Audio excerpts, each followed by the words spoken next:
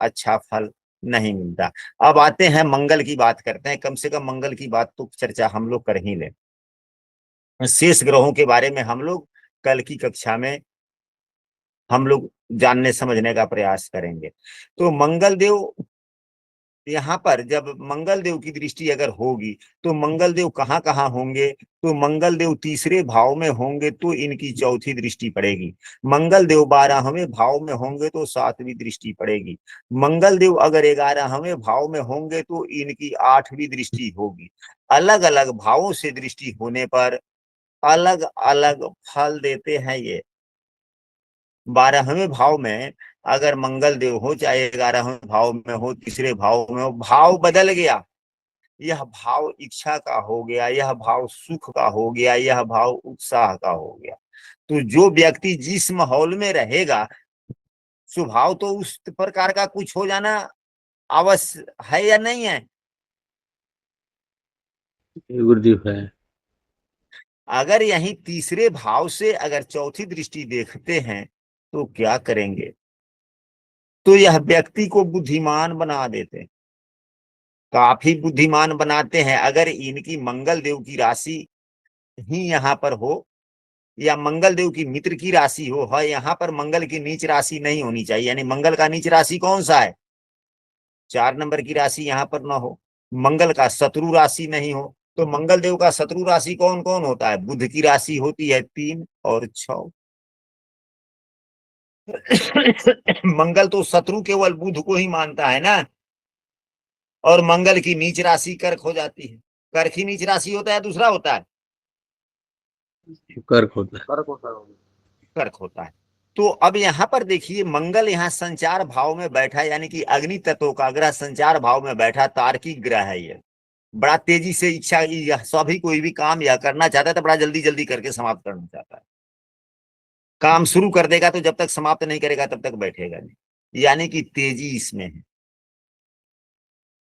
और यह कंपटीशन का भाव है, तो कंपटीशन तो कंपटीशन अच्छा होगा ही होगा, यानी कि बुद्धि अच्छी हुई, बुद्धिमान बनाया, और जिद्दी भी बना देता है।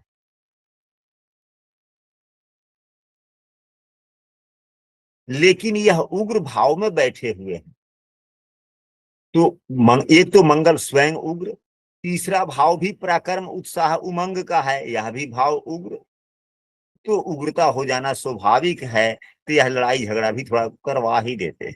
यह तो बात हुआ तीसरे भाव से बैठने से। अगर यहीं तीसरे भाव में से ना हो करके अगर यहीं मंगल देव 12वें भाव से देखें तो क्या होगा, तो 12वां भाव सुख का है, भोग का है, तो मंगल का स्वभाव ऐसा ही हो जाएगा। तो व्यक्ति अगर छठे भाव पर देखेंगे तो यह 12वां भाव भी तो सुख का ही है, और उसका व्यय यह है छठा भाव, यानी कि 7वें का व्यय भाव हो गया। तो इसका खर्चा क्या है, यह भोग है, भोग का साधन है, तो उसका खर्चा इसी को समाप्त करना, यानी कि अत्यधिक का मातृ हो जाना, या यह भी हो सकता है, या सुख में कमी हो जाना, यह भी हो सकता है। यदि यही 11वें भाव से अगर देखते हैं तो क्या होता है, 11वें भाव से देखेंगे तो छठे भाव पर भी इनकी दृष्टि पड़ेगी, एवं यहाँ भी पड़ा।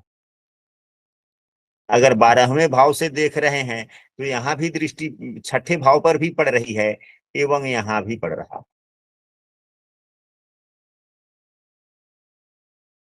मंगल का 12वें भाव में बैठना या मंगल का 11वें भाव में बैठना दाम्पत्य जीवन पर थोड़ा सा नुकसानदायक स्थिति देता ही देता है। कारण अगर छठे भाव में है, भले 12वें भाव से अगर देख रहा है तो वह 7वें भाव को भी देख रहा है, 8वीं दृष्टि, तो दाम्पत्य जीवन में समस्याएं आ जाना, यानी कि मनमुटाव भी होगा, आपस में अनबन भी रहने की संभावनाएं हो सकती है। मंगल देव विच्छेदात्मक ग्रह वैसे हैं, जीव तत्वों को नुकसान करते हैं, तो यहाँ 7वां भाव तो जीवन साथी का ही है, तो वहां से थोड़ा अनबन हुआ, एवं यहाँ के सुख के साधनों में भी कमी करेंगे या खूब बढ़ा देंगे, इस प्रकार की, यानी कि किसी भी प्रकार से अच्छा नहीं है। अगर यही 11वें भाव से अगर 8वीं दृष्टि देखते हैं तो 11वें भाव से पंचम भाव पर 7वीं दृष्टि पड़ी तो यह प्रेम का भाव है, तो पति पत्नी में प्रेम को कमी करेंगे। और छठा भाव क्या है, यह 7वें का 12वां हो गया। लेकिन संतान सुख में न्यूनता भी देंगे, लेकिन मंगल देव का छठे भाव पर दृष्टि पड़ना, यह पंचम भाव का धन भाव है, और मंगल देव की दृष्टि जब छठे भाव पर पड़ती है 11वें भाव में बैठे हुए मंगल देव का, तो यह पंचम भाव पर भी देखते हैं और छठे भाव पर भी देखते हैं।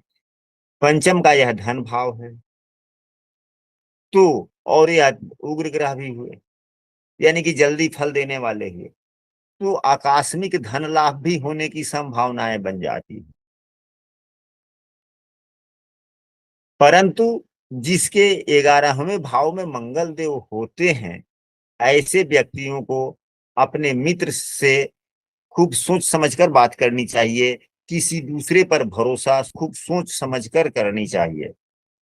11वें भाव में जिसके मंगल देव होते हैं, वह थोड़ा सा विश्वास जिस पर करता है, वह विश्वास पर सामने वाला व्यक्ति उसके विश्वास के लायक पूरा फल नहीं दे पाते, या उस व्यक्ति को नहीं मिल पाता।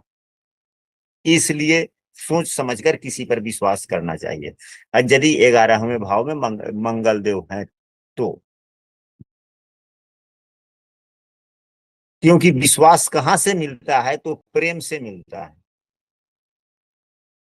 11वां भाव यदि मित्र का है, तो हम चाहे दुनिया में किसी से भी प्रेम करते हैं तो वह 5वां भाव ही है। 5वां भाव प्रेम का है, चाहे हम जिससे भी प्रेम करें। 5वां भाव प्रेम का हुआ तो मंगल देव की यहाँ पर दृष्टि हो जाने की प्रेम की कमी कर देना, तो प्रेम कमी हो गया तो किसी भी प्रकार से चाहे हम जिस पर प्रेम से विश्वास करें, थोड़ा सा विश्वास में तो कमी आने की संभावनाएं बनती ही बनती है या नहीं बनती है? बनती है गुरुदेव।